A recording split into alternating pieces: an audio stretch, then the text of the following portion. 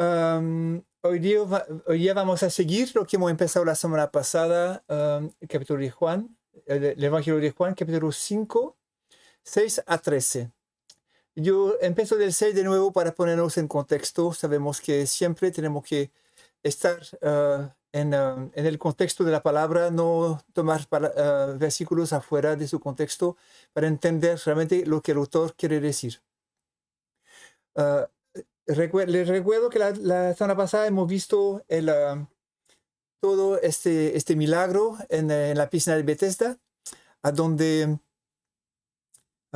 Jesús se acerca aquí y hay una multitud de gente que están enfermos, que están esperando alrededor del agua, de la piscina, para ver si se mueve el agua. Piensan que es un ángel que mueve el agua. Y el primero que se tira al agua, él puede estar sanado.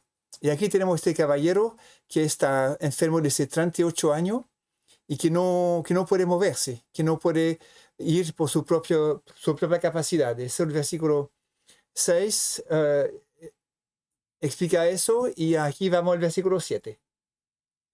El enfermo le respondió: Señor, no tengo a nadie que me meta en el estanque cuando el agua está agitada, y mientras yo llego, otro baja antes que yo.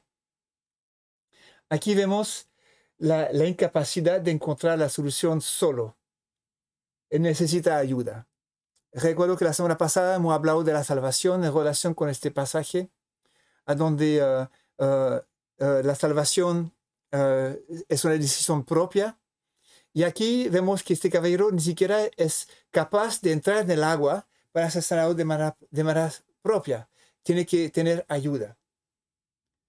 Y eso es una situación que corresponde a nuestra realidad como cristiano. No podemos hacer las cosas solo. Es una cosa que hasta Jesús dice: yo no puedo hacer la cosa por mí mismo. Es una situación, una manera de funcionar totalmente diferente de lo que nos propone el mundo. El sistema del mundo nos propone ser independiente. La educación nuestra trata de hacer de nosotros buenos ciudadanos, capaces de desenvolverse en la sociedad, de ser ayuda para la sociedad, tomar nuestro lugar como esta pieza de esta mecánica grande, haciendo nuestra parte. Pero en el mundo espiritual no podemos hacer nada solo. Si no estamos conectados al tronco, no podemos hacer nada. La vida viene de Él, el influjo viene de Él, la savia viene de Él. Eso es muy importante de entender. Y aquí vemos este caballero que lo sabe. Hace 38 años que está enfermo y que está esperando su turno y no puede. La vida con Cristo no se trata del rendimiento, no se trata de performar, de ser el más rápido al agua, de ser el que hace más, el que es más fino. No, el que se cree grande está en una trampa tremenda. La humildad, la capacidad de vernos en el espejo y saber que no podemos hacer nada solo, eso es la más grande calidad que podemos tener. Porque si no, vamos con la energía propia. Vamos solo apoyándonos en nuestra propia capacidad y no logramos glorificar a Dios. Lo único que se glorifica somos nosotros mismos.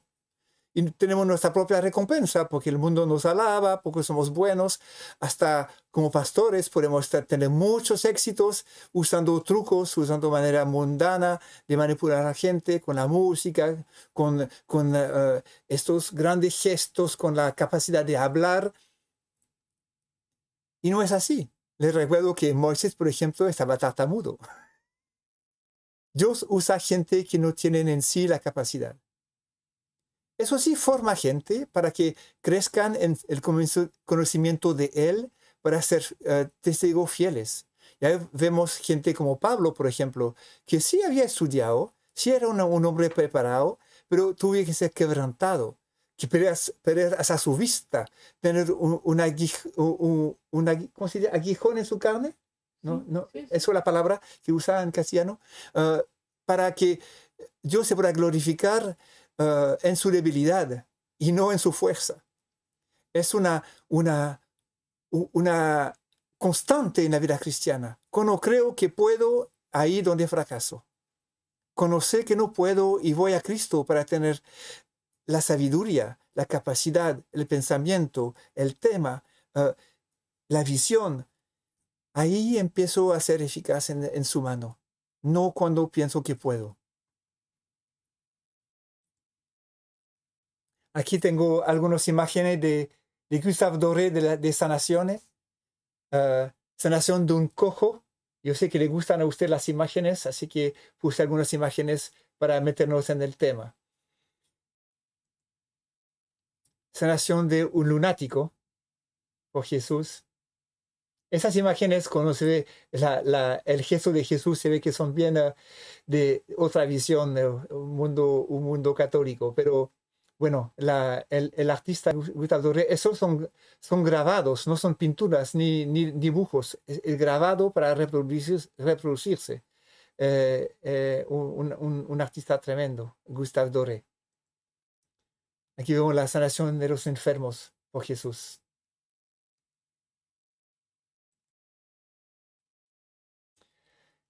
Versículo 8. Jesús le dijo, levántate, toma tu camilla y anda. Ahí vemos la palabra de capacidad, la palabra de autoridad de Jesús. Por esta palabra el mundo fue creado. Juan 1:3, que estudiaron hace algunas semanas, todas las cosas fueron hechas por medio de Él, y sin Él no fue hecho nada lo que ha sido hecho. Él es la palabra de Dios, el logos, la expresión de Dios, la manera como Dios comunica con nosotros. Eso es la calidad de Jesús en la Trinidad, el comunicador, el que comunica la palabra, las cosas ciertas, verdaderas, que permanecen. El Espíritu inspira, conduce, habla también de parte del Padre, de parte de Jesús. El Padre crea, es un carácter paternal que genera la visión global. Pero en la Trinidad esta relación de papeles diferentes. El Padre nos encarnó, fue Jesús que vino con nosotros, acercándose a nosotros para hablar a nuestras vidas en un lenguaje que podemos entender. Su palabra es vida, su palabra da vida, su palabra mueve, su palabra es dinámica, su palabra crea de la nada, su palabra tiene una autoridad. Y eso es lo que pasó en este lugar. Dios dijo, sea sanado, y él fue sanado. Muy importante entender que no viene del enfermo. El enfermo en este caso era pasivo. Lo vemos en el versículo 9. Y al instante el hombre quedó sano. Y tomó su camilla y echó a andar. La eficacia de la palabra. Y la obediencia del enfermo. Él se levantó, tomó su cama y se fue. Recibió la sanación. Recuerda cuando Jesús fue a Nazaret, entre sus hermanos, a donde él no pudo hacer muchos milagros, porque allá no había fe en él, había familiaridad. Pero conocemos a su hermano, es el hijo de María, de José, conocemos sus hermanas. ¿No es el hijo del carpintero ese? Lo veía como ameno. Y no había falta de fe en ese lugar. Y no pudo hacer mucho milagro en ese lugar. Jesús, con su palabra que tiene capacidad de sanar, no encontró recipiente para recibir su sanación porque la gente no tenía fe. Y eso, allí tenemos un papel en la sanación, en recibir la sanación. Si no creemos en Dios, si no creemos que es capaz, no podemos recibirla y no podemos avanzar. Pero eso lo vamos a ver más tardecita. Versículo 10. Por eso los judíos decían, el que fue sanado, decían, al que fue sanado. Ese día de reposo y no te es permitido cargar tu camilla. Aquí tenemos los judíos y su manera de pensar. La verdad que somos pronto a a criticar a los judíos por su manera de pensar, porque estaban obtusos, cerrados, no entendieron lo que pasaba con Jesús, pero hay que entender un poco. Fueron educados a guardar la palabra, a guardar los mandamientos, y agregaron mucho mandamiento más a la palabra que dio el Señor. Y ahí esta gente de repente se encuentran con una situación que sale de su casilla, sale de su manera de pensar. Recuerdo que era un castigo, había que castigar fuertemente a la persona que trabajaba el día del sábado, el Shabbat. Hasta en el Antiguo Testamento se ve un hombre que fue a recoger madera, leña para el fuego y lo tuvieron que matar. Era un castigo, lo mataron. Eso era una cosa seria, una ofensa seria en la ley judaica de trabajar el sábado. No se hacía, es una cosa que era prohibida. Y aquí vemos Jesús que viene para ellos de la nada. No esperaba un Mesías de este tipo, esperaba un Mesías poderoso que venía a liberarlo de los romanos, que venía a establecer de nuevo el reino de David o de Salomón, este reino grande. Y aquí tenemos este Jesús que viene humildemente, sin hacer mucho ruido, que tiene un carácter que no corresponde a lo que esperaba del Mesías. Y dice a este hombre, levántate, toma tu camilla y anda. Y este hombre obedece y ellos no entienden. Y tenemos que meternos en el pellejo de esta gente. No es obvio. Imagínense ahora con nuestra concepción de Dios, que llega Cristo de una manera como no lo esperamos. No va a pasar porque ahora tenemos la palabra completa, tenemos una visión clara hasta el final, hasta el final de los tiempos, hasta el juicio y la eternidad. Pero podría ser a veces que Dios haga cosas en nuestras iglesias, en el mundo que no entendemos y que vamos a criticar porque no entendemos lo que pasa en algún lugar. Y tenemos que ser súper prudentes. A lo mejor es Dios que se mueve. Y tenemos que abrir nuestra mente a lo que Dios hace. Y en el marco de la palabra, por supuesto, porque la palabra ya está escrita completa. No vamos a agregar un tercer testamento. Pero para los judíos que sabían que venía el Mesías, sabían que venía otra manera de pensar, hay mucha profecía sobre eso, y la vamos a ver en un ratito más, sobre quién iba a ser este Mesías. Sabían que venía otra economía, otro funcionamiento, cuando Dios iba a poner su espíritu en los corazones, cuando Dios va a cambiar los corazones de piedra en carne. Sabía que había otra cosa que venía, pero no se esperaba ver a este hombre siendo el Mesías con el carácter que tenía. Y eso tenemos que entenderlo. El legalismo de los judíos tenemos que entender que era según la ley mosaica. Pero en Jesús hay más que la ley del Antiguo Testamento. Mateo 12:6, pues os digo que algo mayor que el templo está aquí. Mateo 12:41. Los hombres de Nínive se levantarán con esta generación en el juicio y la condenarán, porque ellos se arrepintieron con la predicación de Jonás. Y mirad, algo más grande que Jonás está aquí. Lucas 11. Los hombres de Nínive, bueno, habla es un versículo que es paralelo a eso. Y Hebreo 8:6. Pero ahora él ha obtenido un ministerio tanto mayor, por cuanto es también el mediador de un mejor pacto, estableciendo sobre mejores promesas. Tenemos algo nuevo y tenemos que entender sin condenar a la gente que están en su manera de pensar y que le cuesta discernir que Jesús realmente es el Hijo de Dios.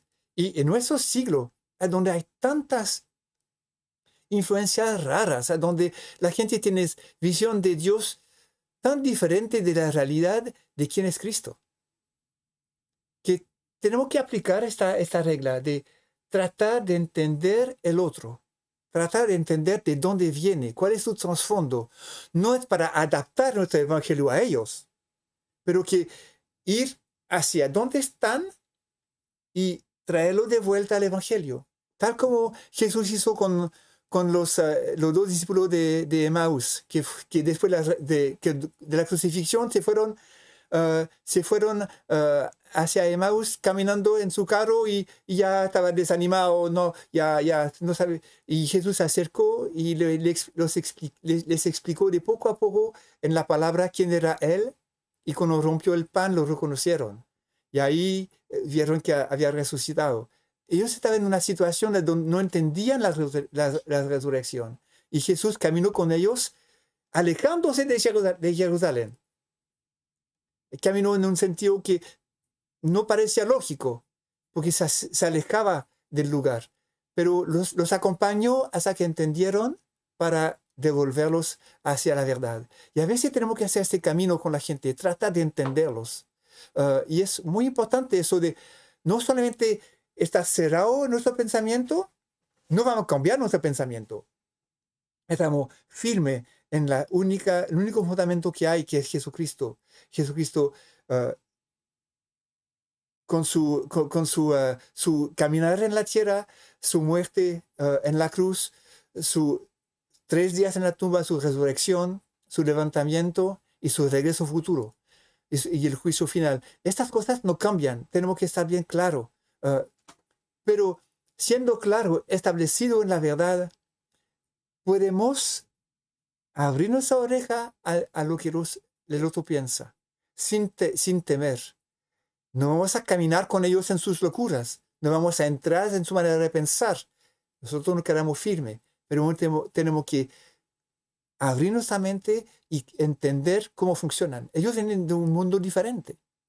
Ahora con la nueva edad, es un pensamiento raro, y la gente tiene una visión, pero tú hablas de que Dios está en mí y todo te dice, pero Dios está en mí también. Yo estoy feliz porque Dios me ama. Sí, Dios es amor. Pero su Dios no es Jesucristo, no es el Padre, no es el Espíritu Santo. Su Dios es totalmente otra cosa. Es un Dios hindú, es Buda, es no sé qué.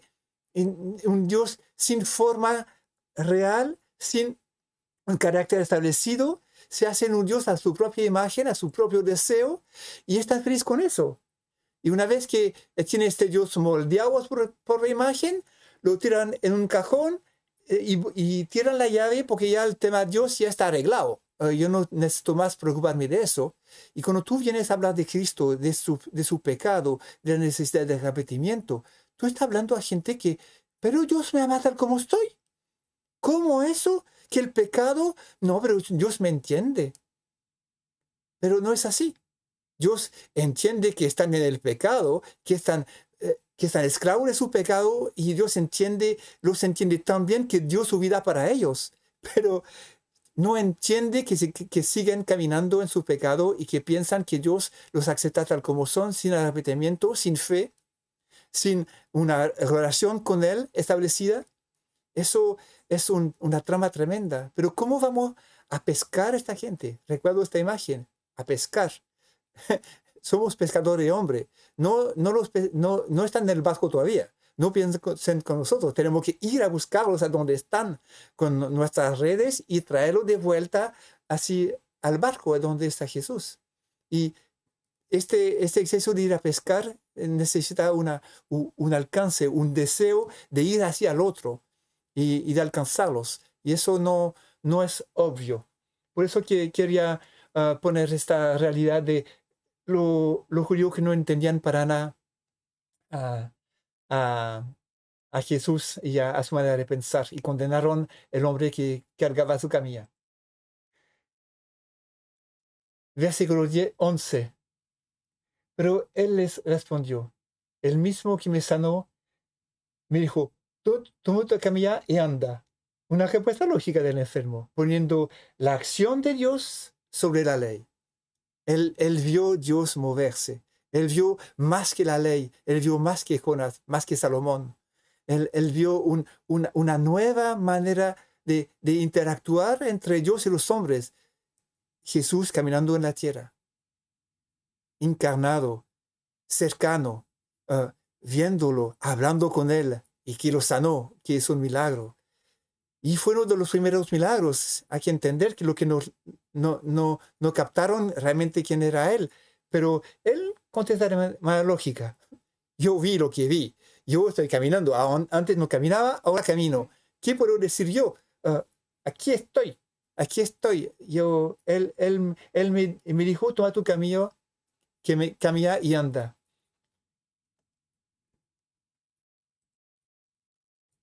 Y le preguntaron, versículo 12, ¿quién es el hombre que te dijo, toma tu camino y anda? Pregunta lógica de los judíos, que podrían manifestar real interés o una actitud sospechosa. La verdad que este versículo no sabía tanto qué hacer con él. Okay.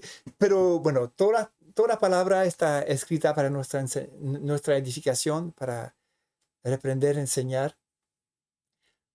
Y pensé un poquito eso. ¿Cómo están de nuevo estos judíos? ¿Cómo lo ven? ¿Están en la defensiva o simplemente están interesados? ¿Qué quieren ellos? ¿Cómo discernir? Aquí no hay signo todavía. Después en el capítulo se ve que hay empieza a tener una agresividad. Pero aquí todavía en el relato no se sabe.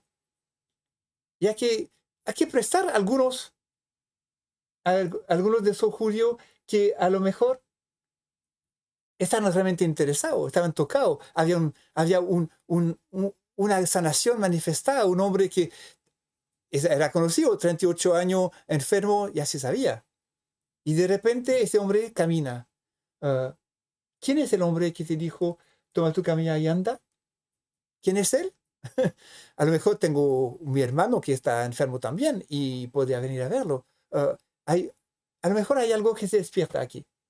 Un versículo que merece pararse y abrir otra vez su entendimiento, su capacidad de tratar de entender el otro. Versículo 13. Pero él que había sido sanado no sabía quién era, porque Jesús sigilosamente se había apartado de la multitud que estaba en aquel lugar. Una respuesta que demuestra la humildad de Jesús. Él no viene para llamar la atención sobre sí. Y nosotros en nuestro siglo, Isaías 53:1. ¿Quién ha creído en nuestro mensaje? ¿A quién se ha revelado el brazo del Señor? Creció delante de él como un renuevo tierno, como raíz de tierra seca. No tiene aspecto hermoso ni majestad para que lo miremos, ni apariencia para que lo deseemos. Fue despreciado y desechado de los hombres, varón de dolor, y experimentado en aflicción, y como uno de quien los hombres esconden el rostro, fue despreciado, y no lo estimamos.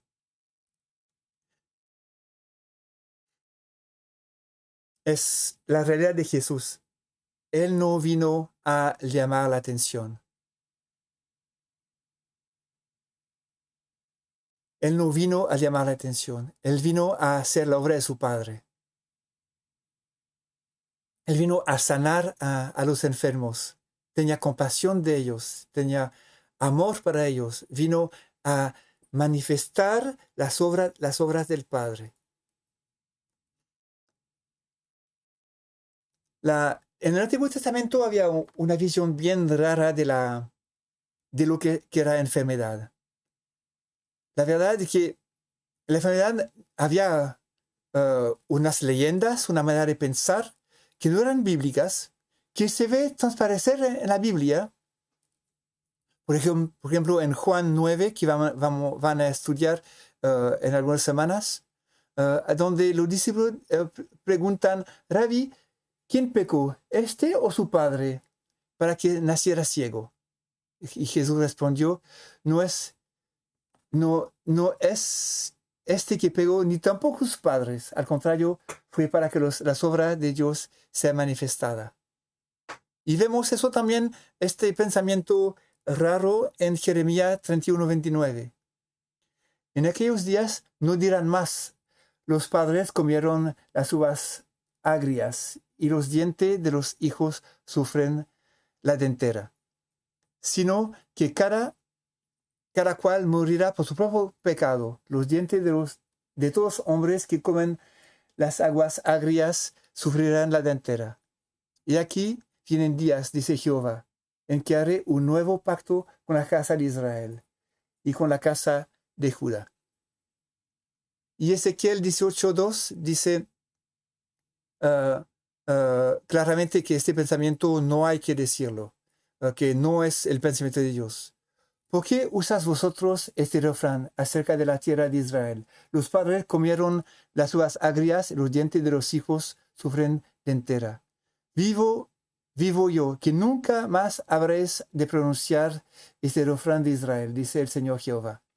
Este pensamiento de la herencia de los padres que cae sobre los hijos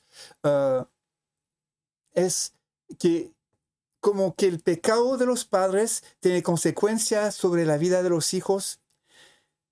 Es un pensamiento que no es bíblico. Aquí yo traté de buscar y la verdad es que en las iglesias evangélicas hay este pensamiento de que las herencias de mis padres, ahora estoy ligado por eso. Es cierto que cuando hay familias alcohólicas, por ejemplo, se transmite esta manera de vivir y los hijos tienen tendencia a también ser alcohólicos. Hay realidades que son así. Pero no es porque Dios pone sobre los hijos el castigo de los padres. La palabra está muy clara. Cada uno responderá por su propio pecado. No voy a responder por el pecado de otro. Cada uno es responsable. Y eso es muy importante de entender y no caer en esta trampa que yo lo digo hoy día porque he visto tantas veces en la iglesia evangélica estas cuestiones a donde van a cortar, pasan horas y horas cortando vínculos ahí con combate espiritual y la verdad en lugar de concentrarse en su propia responsabilidad y su propio pecado y arrepentirse, se trata de poner la culpa sobre una generación anterior o anterior. Es cierto que hay juicios que caen sobre generaciones, 2 o 3 generaciones. En el Antiguo Testamento hay esta realidad que hay un juicio que cae sobre el pueblo por 2 o 3 generaciones, pero bendición por 1000 generaciones para los hijos que están en Cristo. Ahora no nos toca eso. Ahora estamos bajo la bendición, bajo el perdón, somos nueva criatura. En 2 Corintios 5, somos nueva criatura en Cristo. Todas las cosas antiguas fueron hechas nuevas. No somos lo que éramos antes en la carne, somos nuevos. En Cristo somos renovados con nuevo funcionamiento, nuevo vínculo que son espiritual con el Padre. No estamos más en el tiempo de la carne, donde estábamos todavía nosotros funcionando según el sistema del mundo. Somos renovados. Y eso es muy importante de entender. De no caer en estas, ¿cómo se dice? Esas supersticiones espirituales que muchas veces en la cual caemos en lugar de tomar nuestra responsabilidad. Es cierto que el combate espiritual existe. Es cierto que el combate es necesario y hay veces hay situaciones donde hay situación demoníaca y no podemos ignorar eso, pero los hijos de Dios no tienen demonio. Esos son mentiras y a lo mejor no es tanto en ese tema, pero es una realidad que tenemos que entender. El Espíritu de Dios no cohabita con demonios. Podemos tener ataque demoníaca, donde el enemigo trata de desviarnos del camino, trata de tentarnos. Sabemos que es así, a donde hay un deseo del enemigo siempre de venir a tratar de enceguecernos, de distraernos, de desenfocarnos de la palabra de Dios, de la vida que Dios quiere que vivamos. Eso sí, eso existe, pero no es que el demonio está en nosotros poseyéndonos. No podemos ser poseídos por demonios, podemos ser atacados de afuera, pero no podemos ser poseídos. Y eso es una cosa que tenemos que entender y que también en muchas iglesias evangélicas pasa. Ahora la moda parece que ya se pasó de moda eso, pero en los años 90 era una cosa masiva, donde la casa, los demonios, la iglesia era una cosa muy fuerte. Y tenemos que ver cómo bíblicamente se define esas cosas para no caer en esas trampas. Y otra vez, yo conozco gente, no puedo parar de fumar. No estoy diciendo, no estoy poniendo si algo de ustedes está fumando, no lo estoy acusando de nada. Pero hay gente que dicen que quieren parar de fumar y dicen que no son, que a causa de un demonio que tienen, que no pueden parar de fumar. Eso son mentiras, son cosas que nada que ver.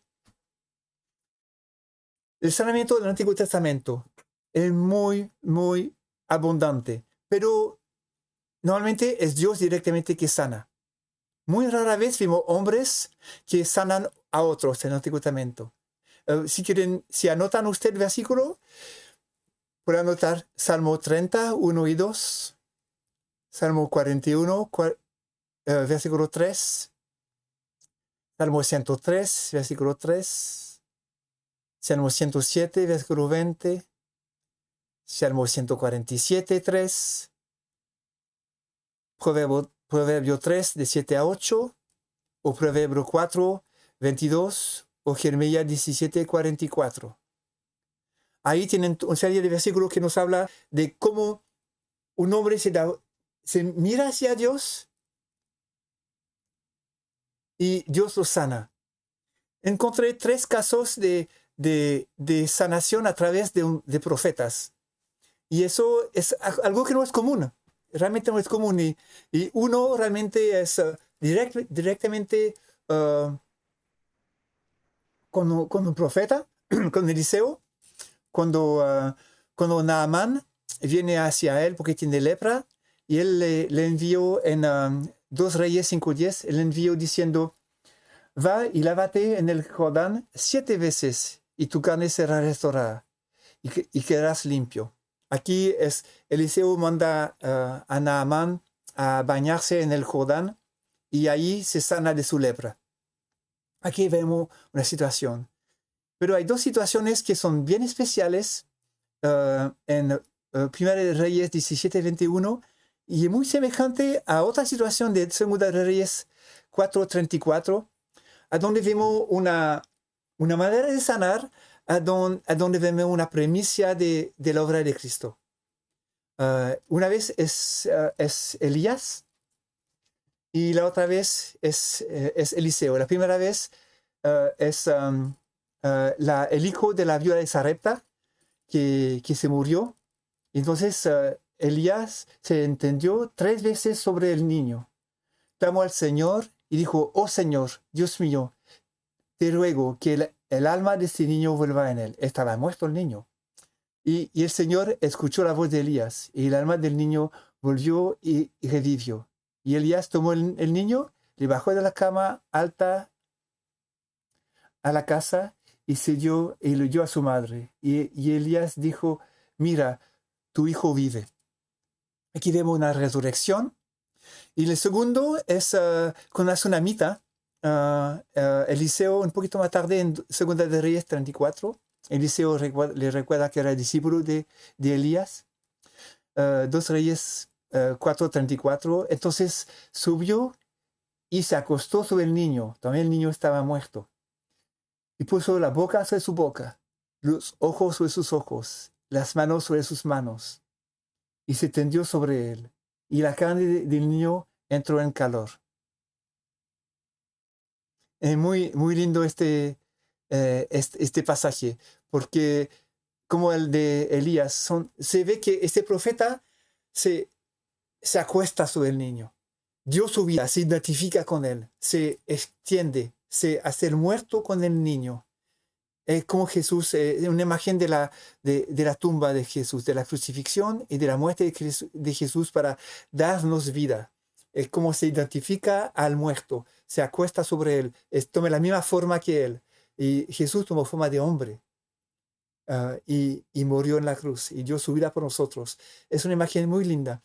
Así, y también una cuarta situación en 2 Reyes 27, a donde Isaías esta vez dice a Ezequías, ay, me había olvidado eso, son 4 las veces cuando hombres llevan a la sanación a otros hombres en el Antiguo Testamento, lo que no es común.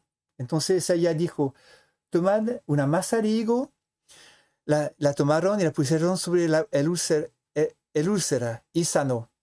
El rey Ezequías estaba enfermo y estaba cerca de morir y oró para terminar la pega que había empezado, quería vivir más años y ahí Isaías le dio este remedio. Y es muy interesante porque aquí se sana a través de medicina. The recording has stopped.